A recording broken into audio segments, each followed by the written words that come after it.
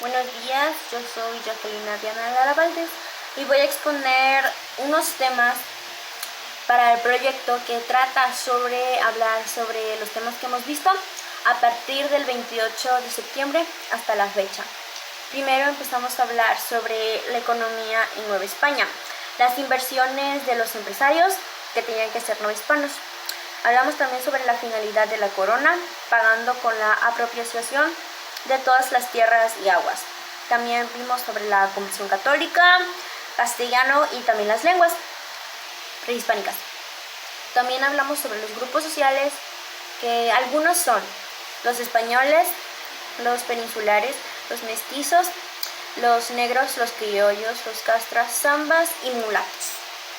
El 2 de octubre empezamos a hablar sobre la organización política de la Nueva España, por quién estaba controlada, cómo funcionaba, con un presidente, con los concejales, fiscales, etc.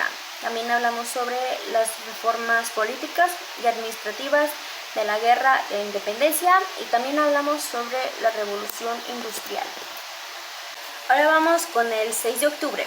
Estuvimos hablando de cómo se empezó la guerra, el entusiasmo bajó, así que Hidalgo tuvo que hacer unas estrategias. Por ejemplo, ofreció remedios para volver a tener éxito en el entusiasmo para los esclavos, y estos eran algunas de las normas que podían conseguir. Es que los esclavos serán liberados, las contribuciones de los tributos, que se use el papel común y los que tengan pólvora podrán lograrlo cuando quieran.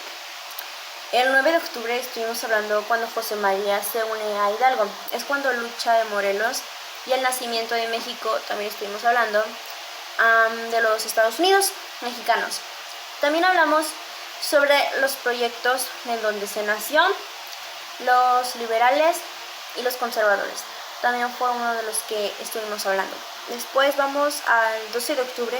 Estuvimos hablando sobre el Congreso Constituyente de 1824. Se dibujaron los fundamentos en tendencias. También hablamos sobre los federalistas y los centralistas.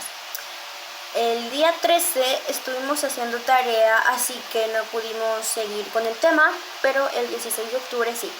Hablamos sobre los primeros meses de los que México fue independiente. También hablamos de la Constitución Política de 1857. El 20 de octubre estuvimos hablando de que cuando se elaboraron 174 leyes en la Constitución de 1852. Por ejemplo, uno de ellos es la ley de la nacionalización, el matrimonio civil y el registro civil también. El 23 de octubre hablamos sobre la división de los habitantes en dos grupos, que son los conservadores contra los liberales. El 26 de octubre, que fue cuando hablamos sobre la realización de actividades y acciones que no fue de tan agrado para los mexicanos y algunos extranjeros. También hablamos sobre algunas de las razones por la cual España estaba contra México. El 27 de octubre hablamos sobre cuando Juárez fue presidente de México, los problemas, los conflictos, las cosas que ha hecho, etc. También hablamos sobre las intenciones de España contra México, que seguimos hablando sobre este tema. Fue una pequeña continuación. El 30 de octubre hablamos sobre los planes de los liberales y los planes de los conservadores, cuáles son los propósitos de la élite liberal y las necesidades de la República Mexicana. También hablamos el 3 de noviembre, fue cuando hablamos sobre Benito Juárez, que fue un defensor del republicanismo y de evitar la perpetuidad. Se declaró electo a Juárez. El 6 de noviembre estábamos hablando sobre del Lerdo de Tejada, que decidió reelegirse con procedimientos inadecuados. Quedó a cargo José María Iglesias. También hablamos sobre los países interesados en intervenir contra México. También sobre el crecimiento de las industrias. El 9 de noviembre estuvimos hablando sobre Porfirio Díaz llega al poder gracias al plan de Tuxtepec en enero de 1876. El 10 de noviembre estuvimos hablando sobre algunos puntos de relevancia, que eran el pago de la deuda con Estados Unidos.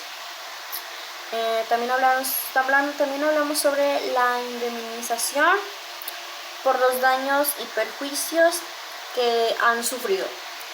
Por último, hablamos sobre el 13 de noviembre, sobre al organizar días las elecciones, que se ganará obviamente Manuel González por la ayuda que ha recibido la economía porfirista de comunicación. También cuando México se convirtió en el dueño de los ferrocarriles en 1907. Gracias por su atención.